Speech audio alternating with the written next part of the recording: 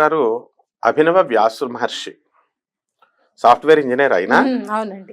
పాప ఆయనకి ₹1 ఏమీ ఆదాయం ఏమి రాదు దీని ద్వారా. ఏదో వీడియోస్ వ్యూస్ ఇదంతా పక్కన పడేసేయాల.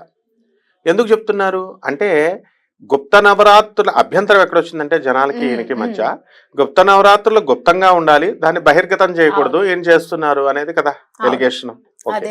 ఇప్పుడు వ్యాస మహర్షే గుప్తంగా ఉంచేసాడు అనుకో, మనకు అలాంటివి ఉంటాయని ఏమైనా తెలుస్తాయా? ప్రతిదీ గుప్తమే. అంటే ఎవరో ఒకరు చెప్పాలి కదా, మొత్తం అందరూ చెప్పకూడదు. వ్యాస మహర్షి చెప్పొచ్చు. వ్యాస మహర్షి ఏం చేశాడు, ఇదిగో శ్యామల నవరాత్రులు ఇక్కడ ఉన్నాయి, వారాహి నవరాత్రులు వీళ్ళు ఉన్నారు, దేవి భాగవతంలో చెప్పారు, స్కాంద పురాణంలో చెప్పారు, లింగ పురాణంలో చెప్పారు, ఇలా అనేకమైనటువంటి రేవాఖండాల్లో చెప్పారు. ఇలా అవన్నీ నాకు తెలుసు. అయితే ఎవరు చెప్పకుండా అవన్నీ ఎలా వస్తాయి బయటికి తెలియదు. మళ్ళీ దాన్ని రివ్యూ అంటాం, రివైజ్ చేయాల. ఎవరు చెప్పాలా ఇవన్నీ కూడా?